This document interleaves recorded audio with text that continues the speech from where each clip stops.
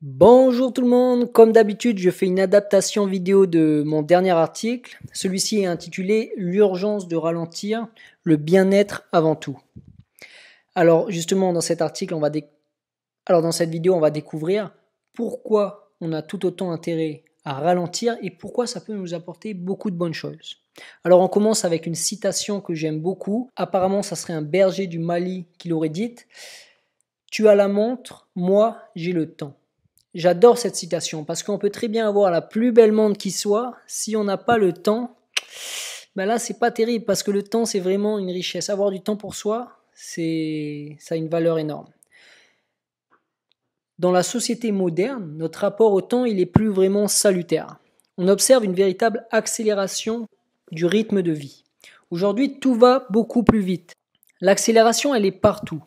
Il y a une accélération du débit des informations, la connaissance, elle est maintenant à portée de main. Notre environnement, il est gorgé de stimulation et on est bien loin du calme de la nature. Le bruit des voitures, les notifications sur notre smartphone, les publicités, les coups de téléphone, ça n'arrête plus. On est de plus en plus connecté. On parle maintenant d'immédiateté de l'information. Une nouvelle information, elle peut faire le tour de la planète en juste quelques minutes, parfois quelques secondes. Il y a une accélération des moyens de communication. Avec les réseaux sociaux ou par téléphone, on communique à toute allure. Il suffit juste de quelques clics. Il y a une accélération dans notre rapport à la nourriture. Notre vie, elle est parfois tellement remplie qu'on a du mal à prendre le temps d'apprécier un bon repas. D'ailleurs, il y a plusieurs petits malins qui ont eu la bonne idée d'inventer les fast-food. Résultat, on mange encore plus vite. Il y a une accélération des moyens de transport. Aujourd'hui, il faut peu de temps pour se déplacer d'un point A à un point B. Alors voilà, on constate vraiment que le monde moderne, il est en perpétuelle accélération. Et quel que soit le domaine, tout va de plus en plus vite. Mais il y a un petit souci. Et oui, parce qu'avec cette accélération du rythme de vie, on a tendance à manquer de temps pour soi. Et quand on manque de temps, on doit courir. Alors on court de tous les côtés. Et on fait cela en dépit de notre propre rythme intérieur. En effet, notre rythme de vie extérieur, il n'est pas toujours en harmonie avec notre rythme biologique intérieur. On néglige trop souvent nos besoins de relaxation et de détente. On néglige trop souvent notre paix intérieure.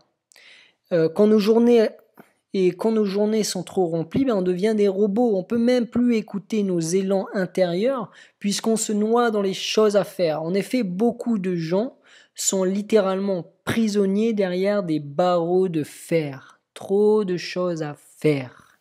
Ils n'ont plus un seul moment de répit. Et avec ce manque de temps pour soi, on se coupe de la spontanéité. En plus de ça, on n'a jamais appris à prendre soin de notre monde intérieur. Et c'est pas à l'école qu'on nous parle de spiritualité ou de développement personnel. Et c'est bien dommage parce que tout commence à l'intérieur de soi. Notre monde extérieur, c'est le reflet de notre monde intérieur. La qualité de notre monde extérieur, nos relations, notre profession, tout ça, ça dépend toujours de la qualité de notre monde intérieur, nos pensées, notre état d'esprit, nos ressentis. Notre monde extérieur est le reflet de notre monde intérieur. Quand on prend conscience de cela, on commence à changer notre façon d'être. On commence à prendre le temps de mieux se connaître. Mais pour cela, encore faut-il avoir du temps pour soi. Et parfois, c'est beaucoup de temps qu'il nous faut. En effet, faire le ménage dans notre monde intérieur, c'est un travail qui demande beaucoup d'introspection. Et l'introspection, c'est plus facile de la trouver dans le silence.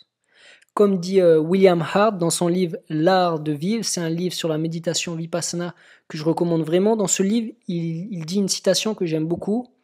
Il est impossible de voir le fond d'une eau profonde quand l'eau est agitée.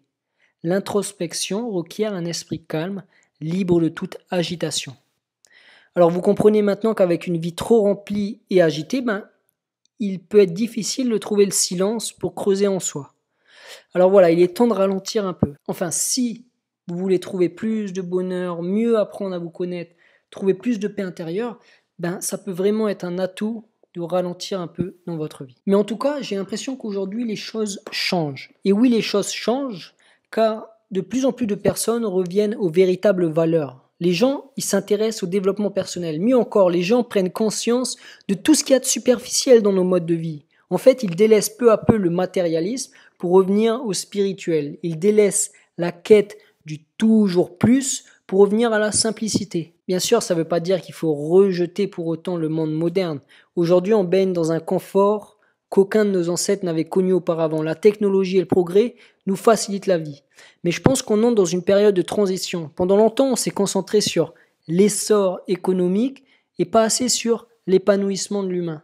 Aujourd'hui, il faut renverser la tendance. On doit revenir à la sagesse. En effet, le temps, il est venu de remettre un peu de sagesse dans notre monde. Et beaucoup de gens ont compris cela. Les gens, ils en ont marre de la vitesse. Ils ont marre de courir. Ils veulent plus courir. Ils veulent trouver plus d'espace dans leur quotidien. Ils veulent des moments de silence. Un monde avec plus de partage. Un monde avec plus de bonheur. Donc voilà, rappelez-vous, c'est dans le silence qu'on peut creuser en soi. D'ailleurs, ce désir de ralentir, il a donné naissance à un véritable mouvement, le mouvement slow. On entend parler de ça un peu partout et on parle par exemple de slow living, de slow food, de slow travel, on parle même de slow sex. Donc voilà, en gros, c'est un état d'esprit qui invite à ralentir en douceur pour apprécier l'instant présent et prendre le temps de vivre. Aujourd'hui, on entend parler de ça partout, l'instant présent, l'instant présent. Ben oui, c'est que dans l'instant présent qu'on peut trouver le bonheur. Donc voilà, en bref, j'écris cet article parce que je pense qu'entreprendre ne devrait jamais être fait au détriment de notre propre bien-être. Après tout, ce qui compte vraiment, c'est d'être heureux, c'est la priorité, c'est l'essentiel. Poursuivre nos projets et nos passions, c'est génial. Faire tout un tas de choses, c'est génial aussi. Mais au bout du compte, ces choses-là, elles sont secondaires. En effet, le bonheur, il ne se trouve pas dans le faire, mais dans l'être. Bien sûr, vous allez me dire que le bien faire amène le bien-être, je suis d'accord, mais je suis convaincu que c'est avant tout le bien-être qui conduit à bien faire les choses. C'est avant tout ce qu'on met à l'intérieur de soi, ce qu'on cultive à l'intérieur de soi. Voilà, c'est la qualité que l'on donne à notre monde intérieur qui compte beaucoup plus que ce que l'on s'entête à créer dans notre monde extérieur. Alors, n'oublions jamais de toujours mettre l'emphase sur l'être, c'est une question d'équilibre. D'ailleurs, c'est la mission du blog Productive Zen. Trouver plus d'équilibre entre notre vie intérieure et notre vie extérieure, trouver plus d'équilibre entre notre spiritualité et notre vie de tous les jours, trouver plus d'équilibre entre notre bien-être et nos responsabilités quotidiennes. Et pour trouver cet équilibre, vous l'avez compris, il faut ralentir un peu la cadence. En fait, il faudrait qu'on trouve un nouveau rapport au temps. Les anciens Grecs, ils avaient 2 mots pour exprimer le temps. Le premier était chronos, le deuxième était kéros. Chronos représente l'horloge, le temps chronologique, linéaire, celui que nous mesurons et nous entêtons à utiliser efficacement. Kéros, il est un peu différent car il est difficile de le traduire avec précision. Il se réfère au temps opportun et juste. Alors chronos, il est plus quantitatif, kéros, il est plus qualitatif. Ce dernier, kéros, il n'est vécu que lorsque l'on est pleinement dans le moment, quand nous existons dans la réalité de l'instant. C'est le temps de l'action, c'est le temps de la décision, c'est le temps de notre plus réel vécu. La réalité, elle n'est que dans l'instant présent. Pensez-y un instant, chaque épisode de notre vie s'est toujours déroulé dans l'instant présent. Kéros, c'est ce qu'il y a de plus réel. Et à côté de ça, chronos, le temps chronologique, est un concept inventé par l'être humain pour appréhender les changements du monde. Seul l'humain est capable d'utiliser une montre. Demandez l'heure à votre chien. S'il pouvait parler, voici ce qu'il vous répondrait. Il est maintenant. Quelle heure tu veux qu'il soit? Il est maintenant. Donc voilà. Bien sûr, le temps chronologique, il joue un rôle important. Il structure notre pensée et notre vie quotidienne. Sans lui, on serait encore des singes. Grâce au temps, on peut apprendre du passé, on peut apprendre de nos erreurs. Grâce au temps, on peut imaginer le futur et on peut créer nos rêves. Mais aujourd'hui, je pense qu'on a perdu l'équilibre. Aujourd'hui, une grande partie de notre stress et de nos petits malheurs s'explique par le fait que nous vivons un peu trop dans le temps et pas assez dans l'instant présent. Nul n'est malheureux seulement à cause du présent. C'est Sénèque qui disait ça. J'aime beaucoup et je suis d'accord avec lui. Nous sommes devenus des fuyards. On fuit continuellement le présent. Bien que notre corps physique soit toujours dans le présent, notre mental, lui, il est partout. On est préoccupé par nos réussites et nos échecs passés, ainsi que par les défis et les opportunités à venir. C'est un peu comme si nous étions constamment écartelés de part et d'autre. Une partie de nous est tirée vers le passé, une autre vers le futur. Avec ça, il est évident de ressentir du stress et de la pression.